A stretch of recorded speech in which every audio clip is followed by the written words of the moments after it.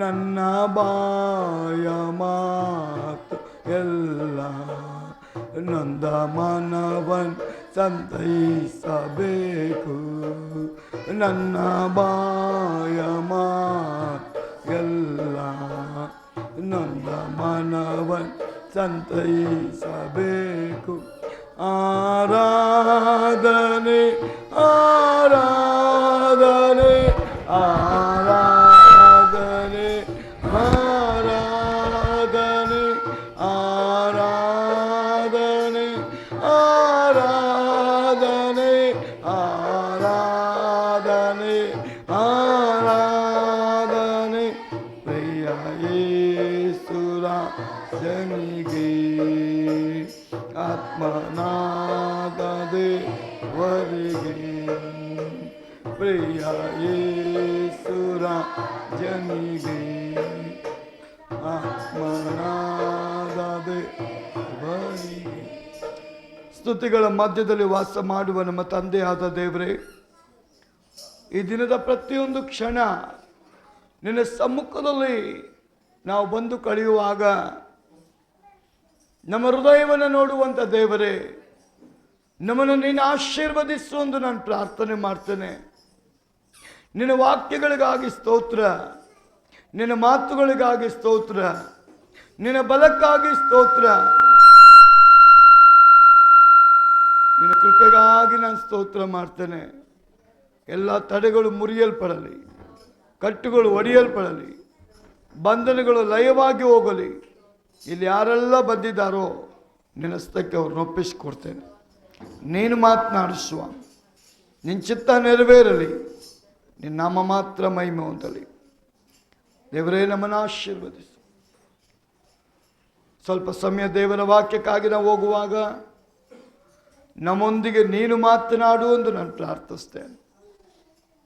2026ನೇ ವರ್ಷದ ಈಸವಿ ಹೊಸ ವರ್ಷ ಆರಂಭ ಆಗಿರುವಾಗ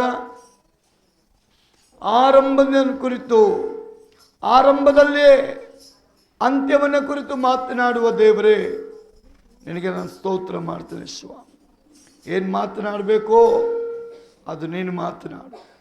ನಿನ್ನ ಚಿತ್ತ ಮಾತ್ರ ನಮ್ಮಲ್ಲಿ ನೆರವೇರಲಿ.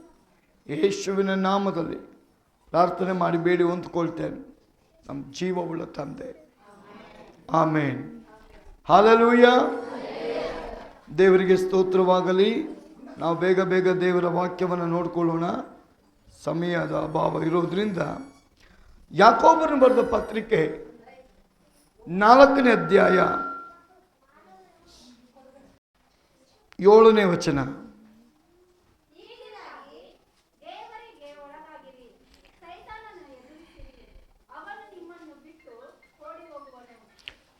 ಹೀಗಿರಲಾಗಿ ದೇವರಿಗೆ ಒಳಗಾಗಿರಿ,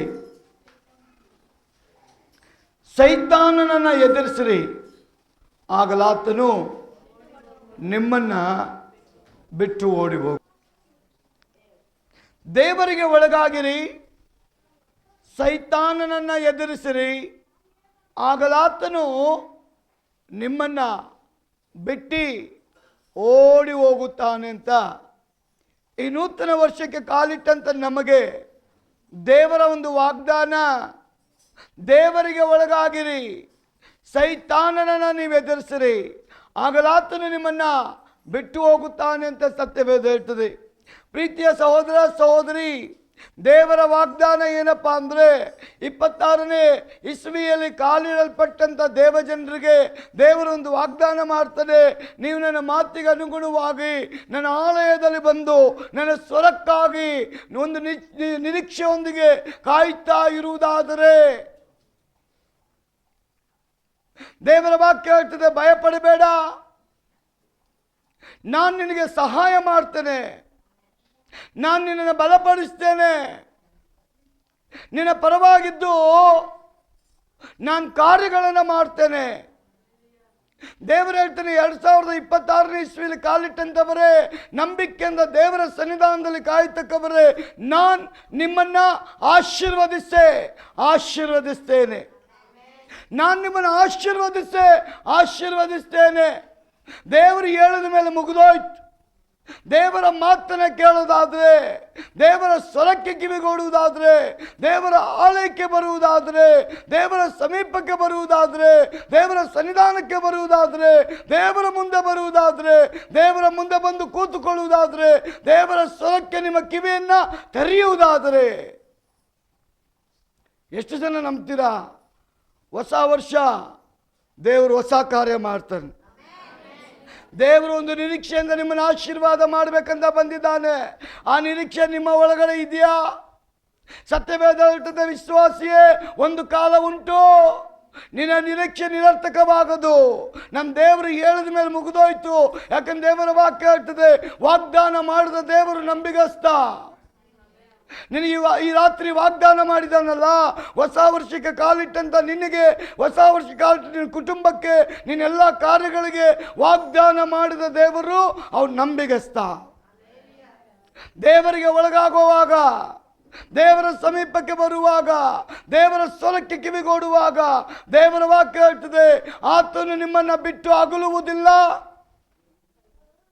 ನೀನು ದೇವರ ಸಮೀಪಕ್ಕೆ ಬರುವಾಗ ನಮ್ಮ ದೇವರು ನಿಮ್ಮ ಸಮೀಪಕ್ಕೆ ಬರ್ತಾನೆ.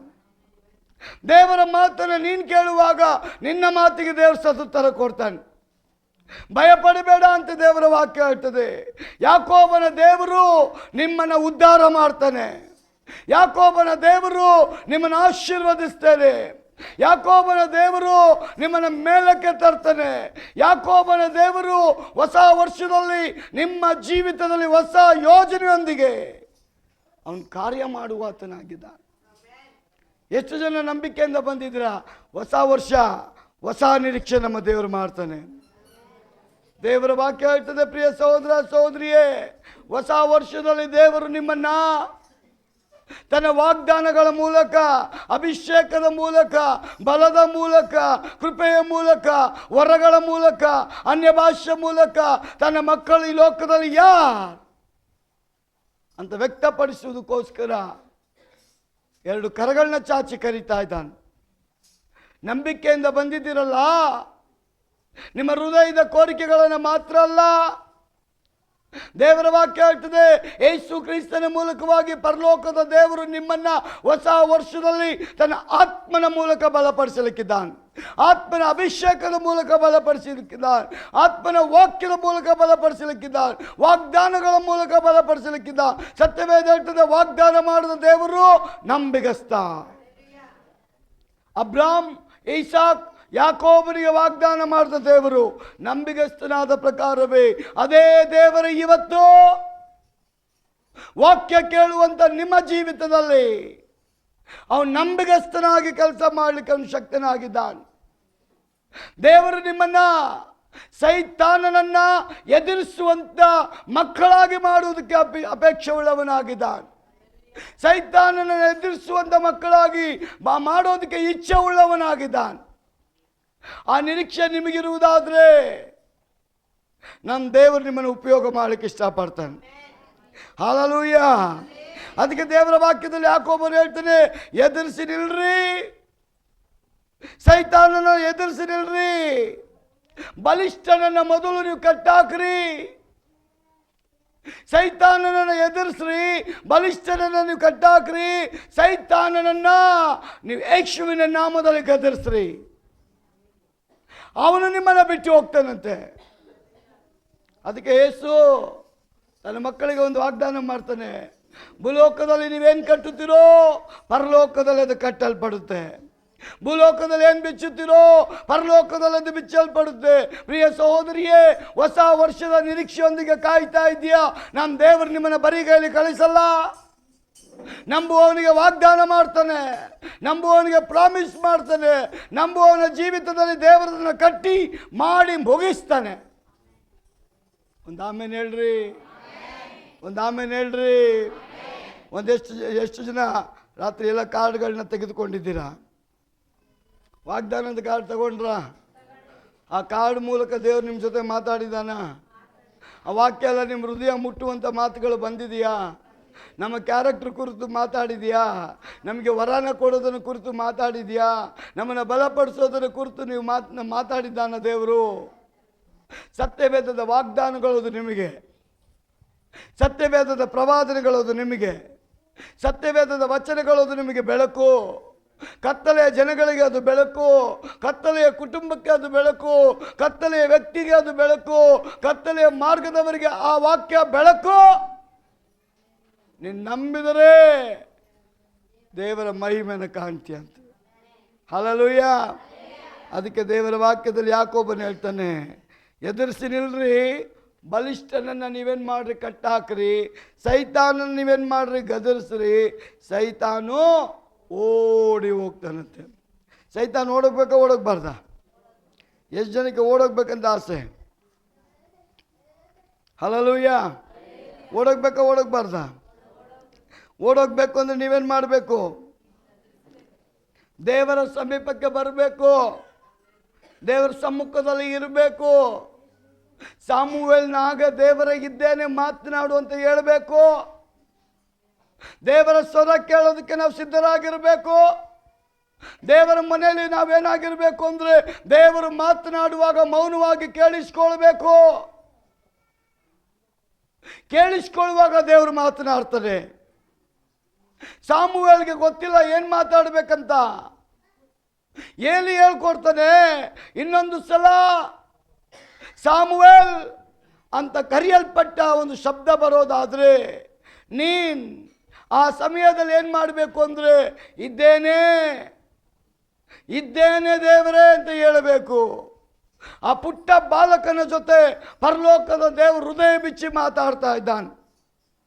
ನಿರೀಕ್ಷೆಯೊಂದಿಗೆ ಬಂದಂಥ ಪ್ರಿಯ ಸಹೋದರ ಸಹೋದರಿಯೇ, ಹೊಸ ವರ್ಷದಲ್ಲಿ ನಿನ್ನ ನಿಟ್ಕೊಂಡು ದೇವರು ಕಾರ್ಯ ಮಾಡಲಿಕ್ಕೆ ಇಷ್ಟಪಡ್ತಾ ಇದ್ದಾನೆ. ಆ ದೇವರ ಒಂದು ವಾಗ್ದಾನ, ಸೈತಾನನನ್ನ ಆತನ ಮಕ್ಕಳು ಎದುರಿಸಬೇಕು, ಅವನ ಕಾರ್ಯಗಳನ್ನು ಗದರಿಸಬೇಕು. ನೀವಾಗ ಮಾಡುವಾಗ ಅವನು ಬಿಟ್ಟು ಓಡಿ ಹೋಗುತ್ತಾನೆ. ನಂಬಿಕೆ ಪ್ರಾರ್ಥನೆ ರೋಗಿಯನ್ನು ವಾಸಿ ಮಾಡುತ್ತೆ. ನಿಮ್ಮ ನಂಬಿಕೆ ಅಂತ ದೇವರ ಮಹಿಮೆ ಅವನು ತೋರಿಸುವವನಾಗಿದ್ದಾನೆ. ದೇವರ ವಾಗ್ದಾನ ಯಾವತ್ತಿಗೂ ತಪ್ಪಿ ಹೋಗೋದಿಲ್ಲಂತೆ. ಆಕಾಶ ಭೂಮಿ ಅಳಿದು ಹೋಗುತ್ತೆ, ದೇವರ ಬಾಯಿಂದ ನಿಮಗೋಸ್ಕರ ಬಂದ ಮಾತು ಅಳಿದು ಹೋಗಲ್ಲ. ಹಲ್ಲೆಲೂಯಾ. ಎಷ್ಟು ಜನ ನಂಬ್ತೀರ ದೇವರು ನನಗೆ ಮಾತಾಡಿದ ಮೇಲೆ ಅದು ಅಳಿದು ಹೋಗಲ್ಲ ಅಂತ? ದೇವರ ಸಮೀಪಕ್ಕೆ ಬಂದಾಗ ದೇವರು ನಿಮ್ಮನ್ನು ಬಲಪಡಿಸ್ತಾನೆ, ನಿಮ್ಮನ್ನು ಶುದ್ಧ ಮಾಡ್ತಾನೆ, ನಿಮ್ಮನ್ನು ವರಗಳಿಂದ ತುಂಬಿಸ್ತಾನೆ, ನಿಮ್ಮನ್ನು ಆತ್ಮನ ಬಲದಿಂದ ತುಂಬಿಸಿ ನಿಮ್ಮನ್ನು ನಡೆಸ್ತಾನೆ. ಯಾಕಂದ್ರೆ ದೇವರ ವಾಕ್ಯ ಹೇಳ್ತದೆ, ಮೊದಲು ದೇವರ ಸನ್ನಿಧಾನದಲ್ಲಿ ಬಂದಾಗ ಅವನು ಹೆಂಗೆ ಯುದ್ಧ ಮಾಡಬೇಕು ಅದನ್ನು ಅವನು ಕಲಿಸುವ ಆತನಾಗಿದ್ದಾನಂತೆ. ಮತ್ತಾಯನ ಬರೆದ ಸುವಾರ್ತೆ 12ನೇ ಅಧ್ಯಾಯ 29ನೇ ವಚನದಲ್ಲಿ, ಇದಲ್ಲದೆ ಒಬ್ಬನು ಮೊದಲು ಬಲಿಷ್ಠನನ್ನು ಕಟ್ಟಿ ಹಾಕದೆ ಆ ಬಲಿಷ್ಠನ ಮನೆಯನ್ನು ಹೊಕ್ಕು ಅವನ ಸೊತ್ತನ್ನು ಸುಲುಕೊಳ್ಳುವುದು ಹೇಗೆ? ಕಟ್ಟಿ ಹಾಕಿದ ಮೇಲೆ ಅವನ ಮನೆಯನ್ನು ಸುಲುಕೊಂಡಾನು. ಹೇಗೆ ಸೈತಾನನ ನಾವು ಮೊದಲು ಕಟ್ಟೋದು? ಕೀರ್ತನೆ 149 7 ಮತ್ತು 8 ದಾವೀದ ಹೇಳ್ತಾನೆ, ಅವರ ಜನಾಂಗಗಳಿಗೆ ಮುಯ್ಯಿ ತೀರಿಸುವರು, ಅನ್ಯ ಜನಗಳನ್ನು ಏನು ಮಾಡ್ತಾರೆ? ದಂಡಿಸುವರು, ಅವರ ರಾಜರನ್ನು ಸಂಕೋಲೆಯಿಂದ ಬಂಧಿಸುವರು, ಪ್ರಭುಗಳಿಗೆ ಕಬ್ಬಿಣದ ಬೇಡಿಗಳನ್ನು ಹಾಕುವರು. ದೇವರಿಗೆ ಸ್ತೋತ್ರ. ಸೈತಾನ ಕಟ್ಟು ಹಾಕುವ ಹಗ್ಗ ಯಾವುದು ಗೊತ್ತಾ?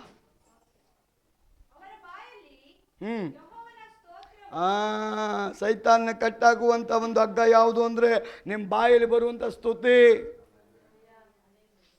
ಕೇಳಿದ ಕೂಡಲೇ ನೀವೇನು ಮಾಡಬೇಕು ಅಂದರೆ ಹಲ್ಲೆಲೂಯಾ ಹೇಳಬೇಕು. ನಿಮ್ಮ ಒಂದೊಂದು ಬಾಯಲ್ಲಿ ಬರೋ ಸ್ತೋತ್ರ ಸೈತಾನ ಕಟ್ಟಾಕುತ್ತಂತೆ. ನಿಮ್ಮ ಬಾಯಲ್ಲಿ ಬರೋ ಹಲ್ಲೆಲೂಯಾ ಸೈತಾನ ಕಟ್ಟಾಕುತ್ತಂತೆ. ನಾನು ಕಾರಲ್ಲಿ ಕೂತ್ಕೊಂಡು ಬರುವಾಗ ದೇವರೇ ಏನು ಕೊಡಬೇಕಪ್ಪ ಇಲ್ಲಿ ನನ್ನ ಮೆಸೇಜ್, ನನಗೆ ಆ ಸಂದೇಶ ಕೊಡು. ಆಗ ದೇವ್ರು ಹೇಳ್ದ, ಇವ್ರು ದೇವ್ರ ಸಮೀಪಕ್ಕೆ ಬಂದಿದ್ದಾರಲ್ಲ, ಇವ್ರನ್ನ ನಾನು ಬಲಪಡಿಸಲಿಕ್ಕಿದ್ದೇನೆ, ಇವ್ರನ್ನ ನಾನು ಬಲಿಷ್ಠರನ್ನಾಗಿ ಮಾಡಲಿಕ್ಕಿದ್ದೇನೆ, ಇವರ ಬಾಯಲ್ಲಿ ಸ್ತುತಿ ಪದಗಳನ್ನ ನಾನು ಇಡ್ತೇನೆ. ಸೈತಾನನ ಇವರು ಎದುರಿಸಿ ಕಟ್ಟಾಕಿ ಲಯಪಡಿಸುವಂಥ ಶಕ್ತಿ ಇವರಿಗೆ ನಾನು ತುಂಬಿಸಲಿಕ್ಕಿದ್ದೇನೆ. ಆ ವರ್ಡ್ ಕೇಳುವಾಗ ನೀವು ಆಮೇನ್ ಅನ್ಬೇಕು, ಅಕ್ಸೆಪ್ಟ್ ಮಾಡ್ಕೊಳ್ಬೇಕು. ಅಕ್ಸೆಪ್ಟ್ ಮಾಡ್ಕೊಳ್ಳೋದು ಅಂದರೆ ಸ್ವೀಕಾರ ಮಾಡ್ಕೊಳ್ಬೇಕು. ಎಸ್, ನಾನು ಸೈತಾನ ಎದುರಿಸ್ತೇನೆ ಅಂತ. ಸೈತಾನ್ಗೆ ಎದುರಿಸ್ಬೇಕಾದ್ರೆ ನೀವು ಸೈತಾನ್ಗೆ ಎದುರ್ತೀರಾ? ನೀವು ಎದುರ್ಕೊಳ್ತೀರಾ? ಅವನ್ನ ಎದುರಿಸ್ತೀರಾ? ಮತ್ತು ಎದುರಿಸೋರು ಹೆಂಗಿದ್ದೀರಾ? ಯುದ್ಧಕ್ಕೆ ಹೋಗೋರು ಹಿಂಗಿದ್ರೆ ಯುದ್ಧದಲ್ಲಿ ಜಯ ಸಿಗುತ್ತಾ? ಹೆಂಗಿರಬೇಕು? ಪಾಪ ನೆನ್ನೆ ರಾತ್ರಿಯಿಂದ ನೀವೆಲ್ಲ ಕೂತ್ಕೊಂಡಿದ್ದೀರ ನನಗೆ ಗೊತ್ತಿದೆ. ಆದರೂ ದೇವರು ವಾಕ್ಯ ಹೇಳ್ತದೆ, ಆರಂಭ ಅಲ್ಪ, ಮುಗಿಯುವಾಗ ಹೆಂಗಿರ್ಬೇಕಂದ್ರೆ ಅನಾಯಿಂಟಿಂಗ್ ಬಂದಿದ್ರೆ ನಾವು ಪವರ್ಫುಲ್ ಆಗಿರ್ಬೇಕು. ಒಂದು ಆಮೇಲೆ ಹೇಳ್ರಿ ಪಾಸ್ಟರ್, ನಿಮಗೇನು ಕೊಸ್ತು ನಮ್ಮ ಕಷ್ಟ? ರಾತ್ರಿ ಎಲ್ಲ ಕೂತಿದ್ದೀವಿ, ಕೂಗಿ ಕೂಗಿ ಕೂಗಿ ಕೂಗಿ ಕೂಗಿ ಮನೆಗೆ ಹೋಗೋ ಟೈಮಲ್ಲಿ ಬಂದು ಇಲ್ರಿ, ದೇವರ ಮನೇಲಿ ನಮಗೆ ಸೋಲಿಲ್ಲ, ಬಲಹೀನತೆ ಇಲ್ಲ. ನಮಗೆ ದೇವರ ಮನೆಯಲ್ಲಿ ಬಲಹೀನತೆ ಇಲ್ಲ. ದೇವರ ಮನೆಗೆ ಬಂದವನಿಗೆ ದೇವರು ಬಲ ಕೊಡ್ತೀನಿ ಅಂತ ಹೇಳ್ತಾನೆ. ಪ್ರವಾದಿ ಯೆಶಾಯನು ಹೇಳ್ತಾನೆ 40:31 ನೋಡುವಾಗ, ಯೆಹೋವನನ್ನು ನಿರೀಕ್ಷಿಸುವವರೇ, ನಿಮಗೆ ದೇವರು ಹೊಸ ಬಲ ಕೊಡ್ತಾನೆ. ಹೊಸ ಬಲ ಬರುತ್ತೆ ನಿಮಗೆ. ದೇವರ ಮನೆಗೆ ಬಂದವನಿಗೆ ಹೊಸ ಬಲ, ದೇವರ ಬಳಿಗೆ ಬಂದವನಿಗೆ ಹೊಸ ಬಲ, ದೇವರ ಬಳಿಗೆ ಬಂದವನಿಗೆ ಹೊಸ ಅಭಿಷೇಕ. ದೇವರ ಬಳಿಗೆ ಬಂದಂಥವನನ್ನು ನೋಡಿ ಸೈತಾನ್ ಎದುರ್ತಾನಂತೆ. ಅಯ್ಯೋ, ಇವನು ದೇವರ ಮನೆಗೆ ಹೋಗ್ತಾ ಇದ್ದಾನಲ್ಲ, ದೇವರ ಅಭಿಷೇಕ ಹೊಂದ್ಕೊಳ್ತಾನಲ್ಲ, ದೇವರ ಪ್ರಸನ್ನತೆ ತುಂಬಿಕೊಳ್ತಾನಲ್ಲ, ದೇವರ ಸನ್ನಿಧಾನದಲ್ಲೇ ಇರ್ತಾನಲ್ಲ, ದೇವರನ್ನ ಬಿಟ್ಟು ಬರ್ತಾನೆ ಇಲ್ವಲ್ಲ, ದೇವರು ಸುತ್ತಲೂ ಆವರಿಸ್ಕೊಂಡಿದ್ದಾನಲ್ಲ, ಇವನ ಸುತ್ತಲೂ ದೇವರ ಬೆಂಕಿ ಇದೆಯಲ್ಲ. ಯಾರು ಸುತ್ತಲೂ ದೇವ್ರ ಬೆಂಕಿ ಇರುತ್ತೆ ಅಂದರೆ ದೇವ್ರ ಜೊತೆಗೆ ನಿಕಟವಾದ ಸಂಪರ್ಕ ಇಟ್ಕೊಂಡವನ ಜೊತೆ, ದೇವರ ಮನೇಲಿರೋವನ ಜೊತೆ. ಒಂದು ವಿಧವೆ ಗಂಡನ ಜೊತೆ ಬರೀ 7 ವರ್ಷ ಸಂಸಾರ ಮಾಡಿ 84 ವರ್ಷಗಳ ಕಾಲ ದೇವಾಲಯದಲ್ಲಿ ಕಳೆದಂತೆ ಸಮಯ. ಕಾರಣ ದೇವರ ವಾಕ್ಯ ಹೇಳ್ತದೆ, ಅವಳು ಎಲ್ಲಿ ಬೇಕಾದರೂ ಕಾಲ ಕಳಿಬೋದಾಗಿತ್ತು, ಇನ್ನೊಂದು ಮದುವೆ ಮಾಡ್ಕೊಳ್ಬೋದಾಗಿತ್ತು, ಲೋಕದಲ್ಲಿ ಜೀವನ ಮಾಡಬಹುದಾಗಿತ್ತು, ಲೋಕಾರೂಢಿಯಾಗಿ ಬದುಕಬಹುದಾಗಿತ್ತು. ಆದರೆ ಆಕೆಯ ಆಯ್ಕೆ ನಿಷ್ಕಲಂಕವಾದ ಪರಿಶುದ್ಧವಾದ ದೇವರ ಸನ್ನಿಧಾನದಲ್ಲಿ ಇರುವಂಥ ಆಯ್ಕೆ. ಅದು ದೇವರು ಎಕ್ಸ್ಪೆಕ್ಟ್ ಮಾಡುವಂಥ ಆಯ್ಕೆ. ದೇವರು ಬಯಸುವಂಥ ಸ್ಥಾನದಲ್ಲಿ, ದೇವರು ಬಯಸುವ ಸ್ಥಳದಲ್ಲಿ ನಾನು ಮತ್ತು ನೀವು ಇರುವಾಗ ಸೈತಾನ್ ನಮ್ಮನ್ನು ಯಾವ ರೀತಿಯಲ್ಲೂ ಎದುರಿಸಕ್ಕಾಗಲಿ, ನಮ್ಮನ್ನು ನಾಶಪಡಿಸೋದಕ್ಕಾಗಲಿ ಅವನಿಗೆ ಸಾಧ್ಯವಿಲ್ಲ ಅಂತ ಸತ್ಯವೇದ ಹೇಳ್ತದೆ. ನಿಮ್ಮನ್ನು ಹಾಳು ಮಾಡೋಕ್ಕೆ ದೇವರು ಸೈತಾನ್ ಇಟ್ಟಿಲ್ಲ, ಸೈತಾನನನ್ನು ಹಾಳು ಮಾಡೋದಕ್ಕೆ ದೇವರ ಮಕ್ಕಳನ್ನ ದೇವರು ಇಟ್ಟಿದ್ದಾನೆ. ಹಲ್ಲೆಲೂಯಾ. ನನಗೆ ಗೊತ್ತಿಲ್ಲ ಪ್ರೀತಿಯ ಸಹೋದರ ಸಹೋದರಿಯೇ, ದೇವರ ಸಮೀಪಕ್ಕೆ ಬನ್ನಿರಿ, ದೇವರಿಗೆ ಒಳಗಾಗ್ರಿ, ಸೈತಾನ ಗದರಿಸ್ರಿ, ಆಗಲಾತನು ನಿಮ್ಮನ್ನ ಬಿಟ್ಟು ಓಡಿ ಹೋಗುತ್ತಾನಂತೆ. ದೇವರ ವಾಕ್ಯ ಹೇಳ್ತದೆ, ಒಬ್ಬನು ಮೊದಲು ಬಲಿಷ್ಠನನ್ನು ಕಟ್ಟಿ ಹಾಕದೆ ಹೋದರೆ ಅವನ ಕಾರ್ಯಗಳನ್ನು ನೀವು ತಗೊಂಡು ಬರೋಕ್ಕೆ ಸಾಧ್ಯ ಇಲ್ಲ. ದೇವರಾತ್ಮನಿಂದ ಯಾರು ತುಂಬುತ್ತಾರೋ, ದೇವರಂತವರಿಗೆ ಹೇಳ್ತಾನೆ, ಮಗ್ಗುಲಲ್ಲಿ 1000 ಬಲಗಡೆಯಲ್ಲಿ 10,000 ಜನ ಸತ್ತು ಬಿದ್ದರು ನಿನಗೇನಾಗಲ್ಲ, ನಾನು ನಿನ್ನ ಜೊತೆಯಲ್ಲೇ ಇರ್ತೀನಲ್ಲ. ದೇವಭಕ್ತರ ಜೊತೆ ಯಾವಾಗ ದೇವರಿದ್ನೋ ಅವ್ರು ಯಾರು ಸೋತು ಹೋಗಿಲ್ಲ. ಅವರು ಬಲವನ್ನು ಹೊಂದಿದ್ದಾರೆ, ಅವರು ಜಯವನ್ನು ಹೊಂದಿದ್ದಾರೆ, ಅವರ ಕೊಂಬನ್ನು ದೇವರ ಮೇಲಕ್ಕೆ ತಂದಿದ್ದಾನೆ. ದೇವರನ್ನ ನಂಬಲ್ಪಟ್ಟವರು ಬಲಹೀನರಾಗಿಲ್ಲ. ದೇವರನ್ನ ನಂಬಲ್ಪಟ್ಟವರ ಬಲ ಎವ್ರಿ ಡೇ ಇನ್ಕ್ರೀಸ್ ಆಗಿದೆ. ಅದೇ ದೇವರು ಇವತ್ತು ನಿಮ್ಗೆ ಹೇಳ್ತಾನೆ, ನಿಮ್ಮ ಬಲನ ನಾನು ಇನ್ಕ್ರೀಸ್ ಮಾಡ್ತಾನೆ, ನಿಮ್ಮ ಬಲನ ನಾನು ದ್ವಿಗುಣ ಮಾಡ್ತಾನೆ, ನಿಮ್ಮಲ್ಲಿರುವಂಥ ಅಭಿಷೇಕವನ್ನು ನಾನು ಮೊಟಕು ಮಾಡೋದಿಲ್ಲ, ಅದನ್ನು ಚುರುಕು ಮಾಡ್ತೇನೆ. Hallelujah, hallelujah. ಎಷ್ಟು ಜನ ಚುರುಕಾಗಬೇಕಂತ ಇಷ್ಟಪಡ್ತೀರಾ? ದೇವರ ವಾಕ್ಯದಲ್ಲಿ ಅವನು ಹೇಳ್ತಾನೆ, ದಾವೀದು 149 7 ಮತ್ತು 8ರಲ್ಲಿ ಓದುವಾಗ, ಅವರು ಅವರ ರಾಜರನ್ನು ಸಂಕೋಲೆಗಳಿಂದ ಬಂಧಿಸುವರು, ಪ್ರಭುಗಳಿಗೆ ಕಬ್ಬಿಣದ ಬೇಡಿಗಳನ್ನು ಅವರು ಹಾಕುವರು. ದೇವರ ಬಲ ಸಾಧಾರಣವಾದ ಬಲ ಅಲ್ಲ. ಸೈತಾನನ ಕಟ್ಟುವಂಥ ಹಗ್ಗ ಯಾರ ಕೈಲಿ ದೇವರು ಕೊಟ್ಟಿದ್ದಾನೆ? ನಿಮ್ಮ ಬಾಯಲ್ಲಿಟ್ಟಿದ್ದಾನ್ರಿ. ನೀವು ಸ್ತುತಿ ಸ್ತೋತ್ರಗಳನ್ನು ಹೇಳುವಾಗ ಅವನ ಕಾರ್ಯಗಳು ಕಟ್ಟಲ್ಪಡುತ್ತೆ. ಯಾಕಂದ್ರೆ ದೇವರ ವಾಕ್ಯ ಹೇಳ್ತದೆ, ದೇವರ ಸಮೀಪದಲ್ಲಿ ಇದ್ದು ದೇವರ ಮಾತನ್ನು ಕೇಳಲ್ಪಟ್ಟಂತ ಇಸ್ರಾಯೇಲ್ ಜನ ಯೆರಿಕೋ ಕೋಟೆ ಸುತ್ತುವಾಗ ಅವರು ಸ್ತೋತ್ರ ಪದಗಳನ್ನು ಮಾಡಲ್ಪಟ್ಟ ನಿಮಿತ್ತವಾಗಿ ದೇವರು ಹೇಳುವಂಥ ಸಮಯ ಇವರಿಗೆ ಗೊತ್ತಿಲ್ಲ ಏನಾಗುತ್ತೆ ಅಂತ. ಅವ್ರ ಕಣ್ಣು ನೋಡ್ತಾ ಇದೆ, ಆ ಕೋಟೆ ಕಣ್ಮುಂದೆ ಎಷ್ಟೋ ವರ್ಷಗಳು ಹಿಡಿಯಲ್ಪಟ್ಟಂಥ ಕೋಟೆ, ಅದನ್ನು ಕಟ್ಟಕ್ಕೆ ಎಷ್ಟೋ ವರ್ಷಗಳು ಹಿಡಿಯಲ್ಪಡ್ತು. ಆದರೂ ಇವರು ಸ್ತುತಿ ಮಾಡಲ್ಪಟ್ಟ ನಿಮಿತ್ತವಾಗಿ ಆ ಸ್ತುತಿಯ ಒಳಗಡೆ ಪರಲೋಕದ ಶಕ್ತಿ, ಸ್ತುತಿಯ ಒಳಗಡೆ ದೇವರ ಶಕ್ತಿ, ಸ್ತುತಿಯ ಒಳಗೆ ಬಂದಂಥ ಶಕ್ತಿಯನ್ನ ಸೈತಾನನು ತಡಿಲಿಕ್ಕೆ ಆಗಲಿಲ್ಲ, ಕಟ್ಟಾಕಲಿಕ್ಕೆ ಆಗಲಿಲ್ಲ, ಹಿಡಿಲಿಕ್ಕೆ ಆಗಲಿಲ್ಲ. ಸ್ತುತಿಯ ಒಳಗಡೆ ದೇವರು ಅಂತ ಒಂದು ಶಕ್ತಿಯನ್ನ ನಿಮ್ಮೊಳಗೆ ತುಂಬಿದ್ದಾನೆ. ಯಾರು ಸ್ತುತಿಸ್ತಾರೋ ಅವ್ರು ಜಯವನ್ನು ಹೊಂತಾರಂತೆ. ಸ್ತುತಿಸಿದ್ರು, ಯೆರಿಕೋ ಕೋಟೆ ಬಿದ್ದೋಯ್ತು. ಪ್ರಿಯ ದೇವಜನರೇ, ಇವತ್ತು ಹೊಸ ವರ್ಷದಲ್ಲಿ ನೀವು ಸ್ತುತಿ ಆರಾಧನೆಯನ್ನ ಕರ್ತನ ಸನ್ನಿಧಾನದಲ್ಲಿ ಆತ್ಮ ಪರವಶರಾಗಿ ನೀವು ಮಾಡುವಾಗ ಯಾರೆಲ್ಲ ಪ್ರಾರ್ಥನೆ ಸ್ತೋತ್ರಗಳು ಮಾಡ್ತಾರೋ ಅವರ ಮನೆ ಬಿದ್ದೋಗಲ್ಲ, ಅವ್ರ ಜೀವನ ಕುಗ್ಗೋಗಲ್ಲ, ಅವ್ರು ಸೋತು ಹೋಗಲ್ಲ, ಅವರ ಬಲ ಎವ್ರಿ ಡೇ ಇನ್ಕ್ರೀಸ್ ಆಗ್ತಾನೆ ಬರುತ್ತೆ. Hallelujah, hallelujah. ದೇವರ ವಾಕ್ಯ ಹೇಳ್ತದೆ, ಮತ್ತಾಯ 16ನೇ ಅಧ್ಯಾಯ 19ರಲ್ಲಿ ದೇವರು ಹೇಳ್ತಾನೆ, ಪರಲೋಕದ ರಾಜ್ಯದ ಬೀಗದ ಕೈಗಳನ್ನು ನಿನಗೆ ಕೊಡುವೆನು. ಭೂಲೋಕದಲ್ಲಿ ನೋಡಿ, ಭೂಲೋಕದಲ್ಲಿ ನೀವು ಯಾವುದನ್ನು ಕಟ್ಟುತ್ತೀರೋ ಅದು ಪರಲೋಕದಲ್ಲಿಯೂ. ಒಂದು ಆಮೇಲೆ ಹೇಳ್ರಿ, ಒಂದು ಆಮೇಲೆ ಹೇಳ್ರಿ, ಒಂದು ಹಲ್ಲೆಲೂಯಾ, ಒಂದು ಹಲ್ಲೆಲೂಯಾ. ಎಷ್ಟು ಜನಕ್ಕೆ ಆಸೆ ದೇವರ ಬಲ ನನಗೆ ಬೇಕಂತ, ದೇವರ ಅಭಿಷೇಕ ನನಗೆ ಬೇಕಂತ, ದೇವರು ನನ್ನ ಮುಟ್ಟಬೇಕಂತ, ದೇವ್ರು ನನ್ನ ನಡೆಸಬೇಕಂತ, ದೇವ್ರ ಜೊತೆ ನಾನು ಇರಬೇಕಂತ, ದೇವ್ರ ಮನೇಲಿ ನಾನು ಇರಬೇಕಂತ, ದೇವ್ರ ಮಾತು ನಾನು ಕೇಳಬೇಕಂತ, ದೇವ್ರ ಬಲ ನಾನು ಹೊಂದ್ಕೊಳ್ಬೇಕಂತ ನಿಮ್ಗೆ ಆಸೆ ಇದೆಯಾ? ನಿಮಗೆ ನಿರೀಕ್ಷೆ ಇದೆಯಾ?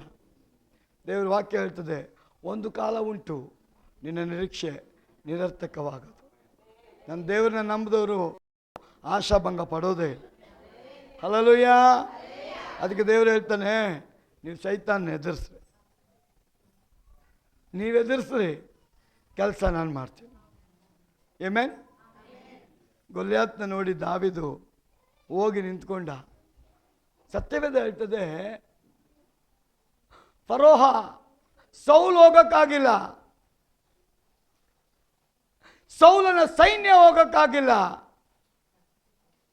ಲಕ್ಷಗಟ್ಟಲೆ ಸೈನಿಕರು ನಿಂತಿದ್ದಾರಲ್ಲ, ಗೊಲ್ಯಾತನನ್ನು ಎದುರಿಸೋದಕ್ಕೆ ಅವರು ಮುಂದೆ ಹೋಗದೆ ಅವಮಾನಕ್ಕೆ ಗುರಿಯಾಗಿ ಒಳಗಾಗಿ, ನಿಂದನೆಗೆ ಒಳಗಾಗಿ, ನಾಚಿಕೆಗೆ ಒಳಪಟ್ಟವರಾಗಿ ಜೀವಿಸ್ತಾ ಇರುವಾಗ ದೇವರಾತ್ಮ ಪ್ರೇರಿತನಾದ ಒಬ್ಬ ಭಕ್ತ ಆ ರಣರಂಗಕ್ಕೆ ಅವನು ಪ್ರವೇಶ ಮಾಡ್ತಾ ಇದ್ದಾನೆ. ಅವನು ಯಾರು ಗೊತ್ತಾ? ಸತ್ಯವೇದ ಹೇಳ್ತದೆ, ಅವನೇ ದಾವೀದ. ಅವನು ಯಾವಾಗಲೂ ದೇವರ ಸಮೀಪದಲ್ಲಿ ಇರ್ತಾ ಇದ್ದ, ದೇವರನ್ನ ಆರಾಧನೆ ಮಾಡ್ತಾ ಇದ್ದ, ದೇವ್ರ ಜೊತೆ ಮಾತಾಡ್ತಾ ಇದ್ದ, ದೇವರ ಆಲಯ ಅಪೇಕ್ಷೆ ಪಡ್ತಾ ಇದ್ದ. ಅಧಿಕವಾಗಿ ಅವನು ಜನರೊಟ್ಟಿಗೆ ಮಿಂಗಲ್ ಆಗೋದಕ್ಕಿಂತ ಸಮಯ ಸಿಕ್ಕದಾಗಲ್ಲ ದೇವರ ಹತ್ರ ಕೂಡಿ ಬರ್ತಾ ಇದ್ದ. ಯಾಕೋಬ ಹೇಳ್ತಾನೆ, ದೇವರಿಗೆ ಒಳಗಾಗ್ರಿ, ಸೈತಾನನನ್ನು ಎದುರಿಸ್ರಿ, ಆಗಲಾತನು ನಿಮ್ಮನ್ನು ಬಿಟ್ಟು ಓಡಿ ಹೋಗುತ್ತಾನೆ. ಇವತ್ತೆಷ್ಟೋ ಮನೆಯ ಸೈತಾನ ಆಳ್ತಾ ಇದ್ದಾನೆ, ಎಷ್ಟೋ ವ್ಯಕ್ತಿಗಳನ್ನ ಸೈತಾನ ಆಳ್ತಾ ಇದ್ದಾನೆ. ನಿಮ್ಮ ಹೆಣ್ಣು ಮಕ್ಕಳನ್ನ ಸೈತಾನ ಆಳ್ತಾ ಇದ್ದಾನೆ. ಗಂಡು ಮಕ್ಕಳನ್ನ ಸೈತಾನ ಆಳ್ತಾ ಇದ್ದಾನೆ. ನಿಮ್ಮ ಗಂಡನನ್ನ ಸೈತಾನ ಆಳ್ತಾ ಇದ್ದಾನೆ. ನಿಮ್ಮ ಹೆಂಡತಿಯನ್ನ ಸೈತಾನ ಆಳ್ತಾ ಇದ್ದಾನೆ. ಇಡೀ ಕುಟುಂಬವನ್ನ ಸೈತಾನ ಆಳ್ತಾ ಇದ್ದಾನೆ. ನೀವು ಯಾರ ಅಧಿಕಾರದಲ್ಲಿದ್ದೀರಾ?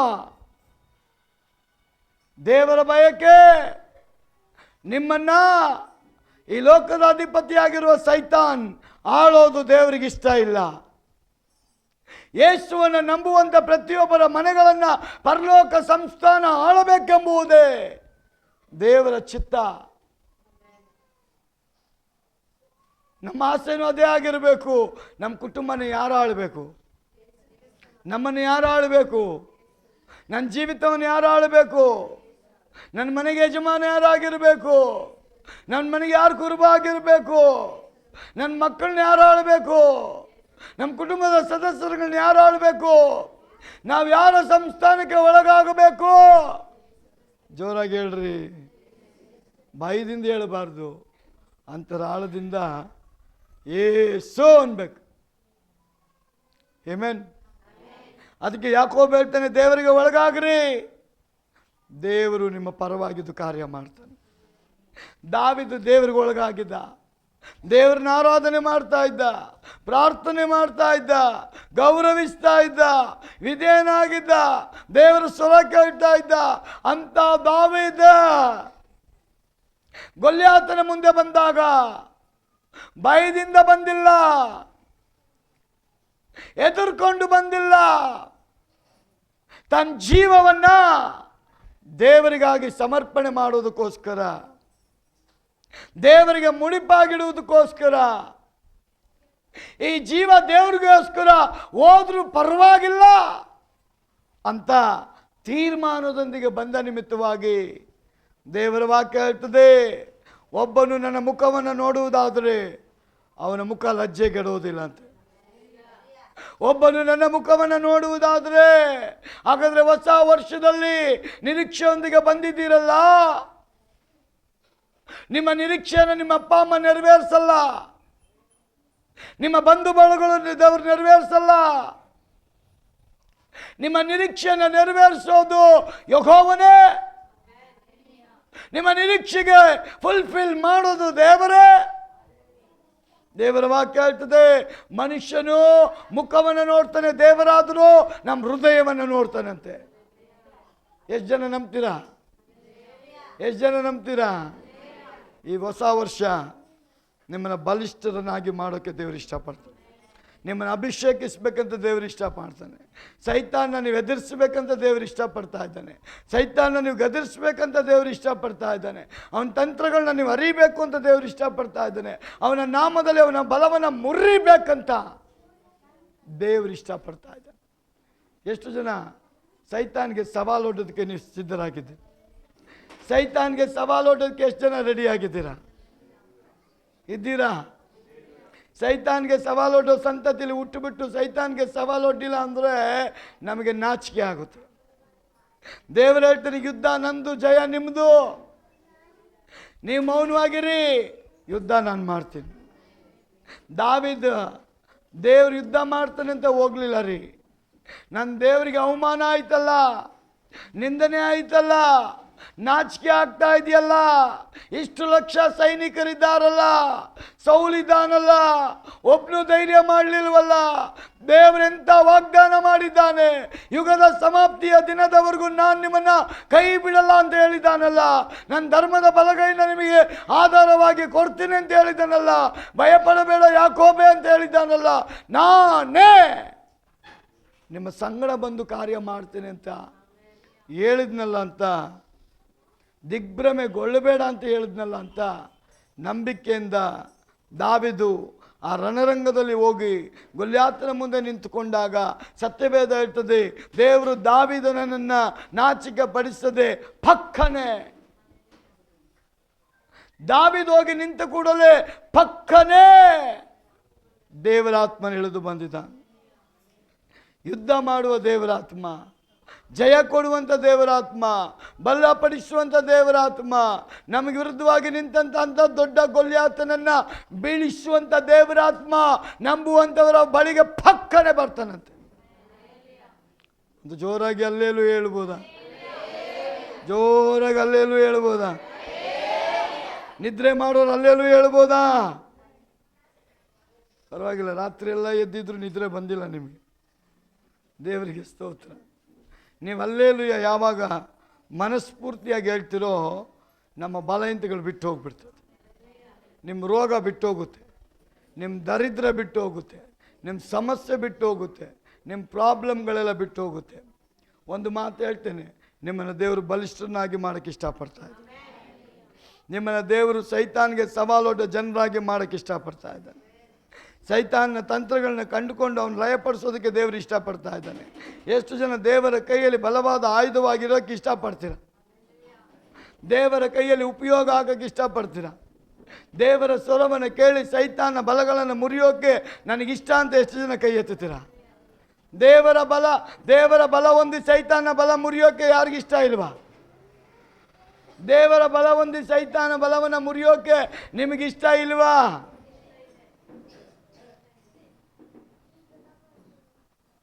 ಇಷ್ಟ ಇದೆಯಾ ಇಲ್ವಾ? ಒಂದು ಅಲ್ಲೇಲು ಹೇಳಿ. ಒಂದು ಸಹೋದರಿ ಭಾಳ ಪ್ರಾರ್ಥನೆ ಮಾಡೋಳು.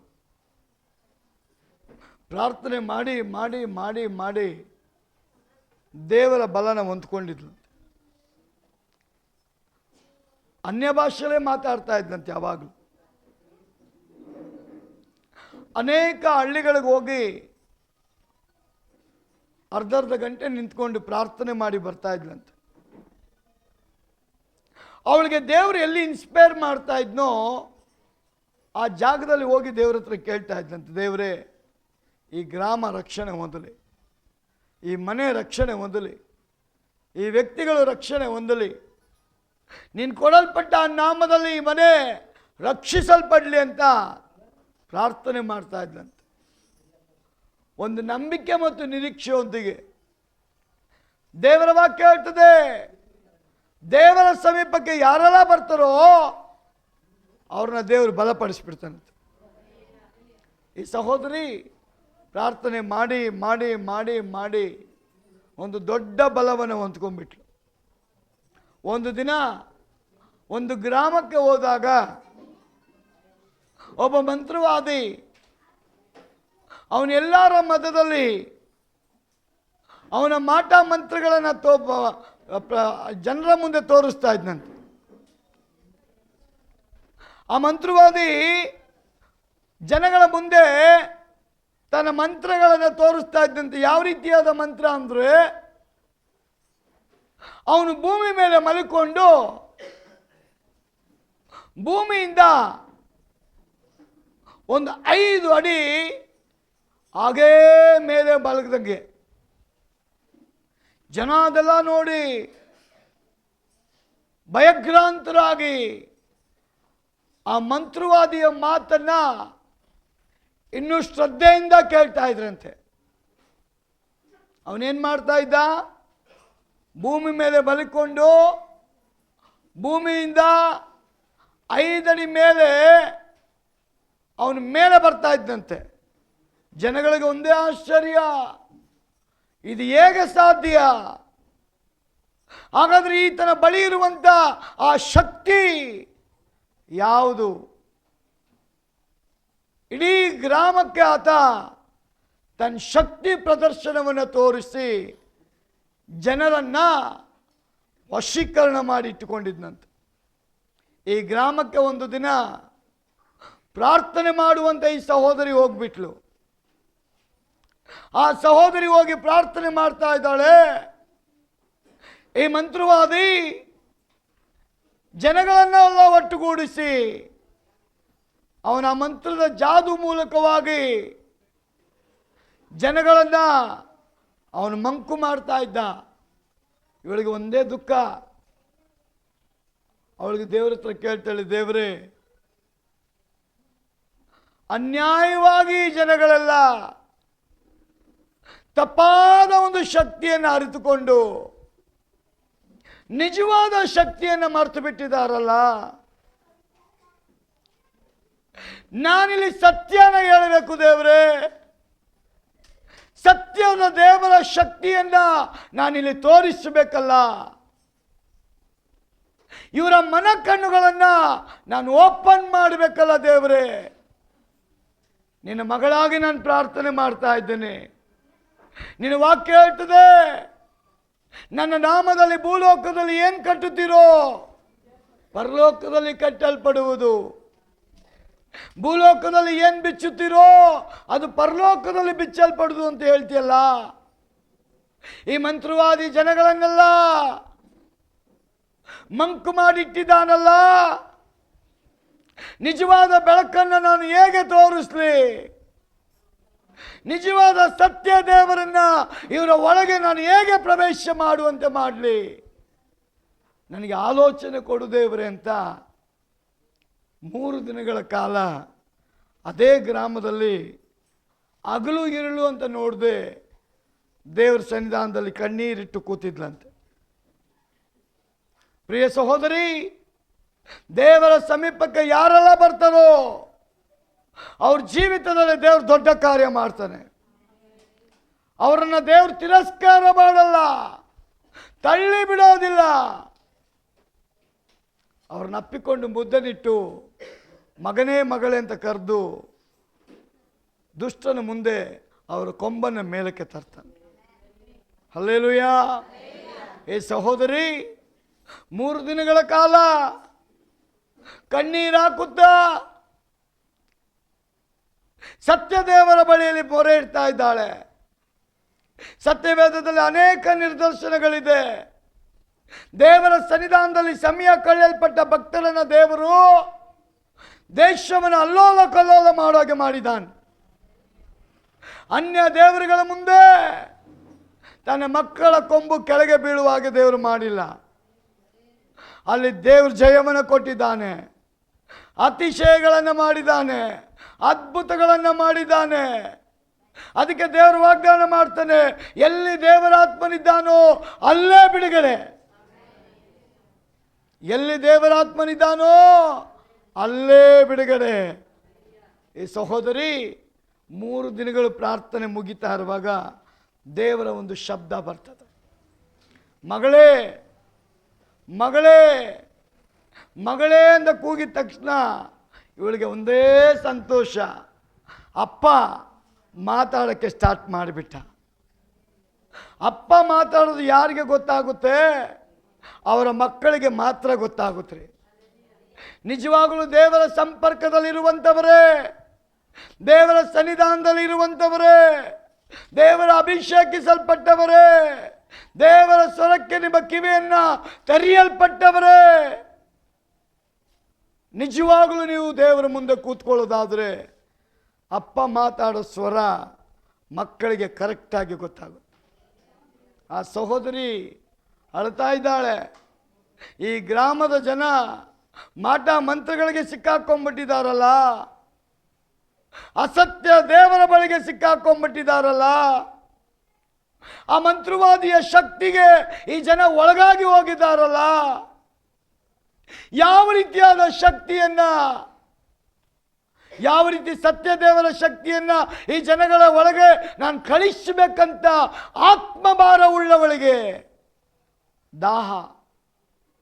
ಕೀರ್ತನೆಗಾರನು ಹೇಳ್ತಾನೆ, ಅವನು ನನ್ನಲ್ಲಿ ಆಸಕ್ತನಾಗಿರುವುದರಿಂದ ಅವನನ್ನು ರಕ್ಷಿಸ್ತೇನೆ. ಹಲ್ಲೆಲೂಯಾ. ನೀನು ಮೊದಲು ರಕ್ಷಣೆ ಹೊಂದು, ನಿನ್ನ ಮೂಲಕ ಇಡೀ ಮನೆಯವರು ರಕ್ಷಣೆಗೆ ಬರ್ತಾರೆ. ಒಂದು ಆಮೇಲೆ ಹೇಳ್ರಿ, ಜೋರಾಗಿ ಹೇಳ್ರಿ, ಜೋರಾಗಿ ಹೇಳ್ರಿ.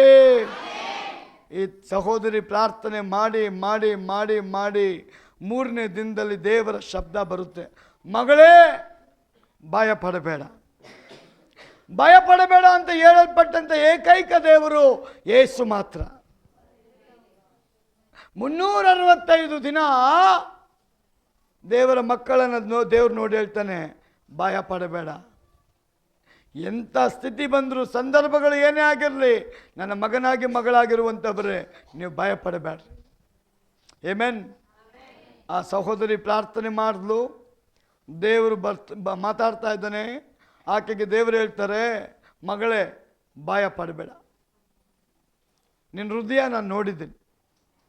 ಆ ಜನಗಳಿಗಾಗಿ ಪರಿತಪಿಸ್ತಾ ಇದೆಯಲ್ಲ, ಸತ್ಯ ದೇವರನ್ನ ಅವರ ಒಳಗೆ ಪ್ರವೇಶ ಮಾಡಬೇಕಂತ ನಿನ್ನ ಆಸೆ ನಾನು ನೋಡಿದ್ದೀನಿ. ನಿನ್ನ ನಿರೀಕ್ಷೆಯನ್ನು ನಾನು ನಿರಾಸೆ ಪಡಿಸೋದಿಲ್ಲ. ನೀನಲ್ಲಿ ಆ ಜನಗಳು ಮಾರ್ಪಡಬೇಕು ಅನ್ನೋದಾದರೆ ಒಂದು ಕೆಲಸ ಮಾಡು. ನೀನು ಅವನ ಮಂತ್ರವಾದಿಯ ಬಳಿ ಮಂತ್ರ ಮಾಡುವಂಥ ಸಂದರ್ಭದಲ್ಲಿ ನೀನು ಹೋಗಿ ಅಲ್ಲಿ ನಿಂತ್ಕೊಂಡು ನೀನೇನು ಮಾಡಬೇಕು ಅಂದರೆ, ವಾಕ್ಯಕ್ಕೆ ಆಧಾರವಾಗಿ ಮಂತ್ರವಾದಿಯ ಒಳಗಿರುವಂಥ ದುರಾತ್ಮನನ್ನ ಒಂದು ಅಲ್ಲೇಲುಯ್ಯ ಹೇಳ್ರಿ. ಮಂತ್ರವಾದಿಯ ಒಳಗಿರುವಂಥ ದುರಾತ್ಮನನ್ನ ಯೇಸುವಿನ ನಾಮದಲ್ಲಿ ನೀನು ಗದರಿಸು. ಮಂತ್ರವಾದಿಯ ಒಳಗೆ ಇರುವಂಥ ದುರಾತ್ಮನನ್ನ ನಜರೇತಿನ ಯೇಸುವಿನ ನಾಮದಲ್ಲಿ ನೀನು ಯಾವಾಗ ಗದರಿಸುತ್ತೀಯೋ ಅವನು ಬಿಟ್ಟು ಹೋಗ್ತಾನಂತೆ. ಬೈಬಲ್ ಹಂಗೆ ಹೇಳ್ತದೆ.